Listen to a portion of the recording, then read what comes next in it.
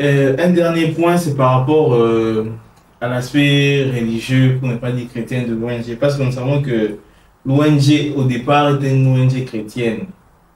Mais de plus en plus de membres y adhèrent, et parmi lesquels on peut trouver des musulmans, même des bouddhistes, vu que nous sommes en Chine.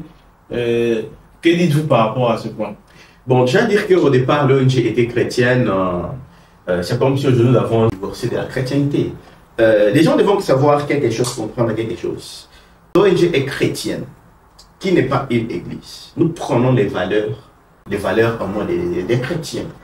Pour ce qui est des musulmans, des athées, nous n'avons pas de problème avec eux. Ok. Et si vous regardez même dans les statuts, on peut travailler avec n'importe qui. Avec le respect mutuel, si je peux dire comme ça. Que ce soit les musulmans, aujourd'hui, ils peuvent venir. Pas forcément être membres. Par exemple, le département de construction. Ce n'est pas forcément, ceux-là qui vont travailler là-bas, ils ne sont pas forcément les membres de l'ONG. Ils peuvent être des musulmans, ainsi de suite. Pour ceux qui sont d'autres chrétiens, d'autres religions, nous prenons la cohésion des chrétiens. Donc, raison pour laquelle on n'arrive même pas à trop prêcher à l'intérieur. Pourquoi il y a les catholiques, il y a les nous voulons équilibrer. Nous avons une vision, nous avons une mission, nous avons des thématiques, nous voulons arriver quelque part. On ne veut pas prôner la religion de quelqu'un. Et la chrétienté qu'il y a à l'intérieur, je peux donner l'exemple. Aujourd'hui, on veut construire quelque part l'hôpital et que les forteresses seraient refusées. C'est une réalité en Afrique. Parlons dans des villages. Les forces terrestres. Les forteresses. Il y a ces villages, tu arrives comme ça pour investir. Ok. Si on avait déjà parlé qu'ici, vous n'allez pas développer les villes.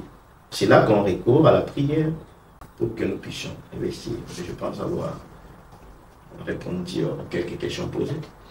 D'accord, merci beaucoup, monsieur le visionnaire. Et si ton assemblée, quelques membres ont aussi des questions, nous sommes à votre disposition. Sinon, merci pour votre attention et restez branchés pour la suite. Cher visionnaire, que pensez-vous des pays de l'Afrique de l'Ouest plutôt? Aujourd'hui, nous avons le Burkina Faso, qui est un pays qui a plus de 50% de la population qui est musulmane, comme l'a dit le frère.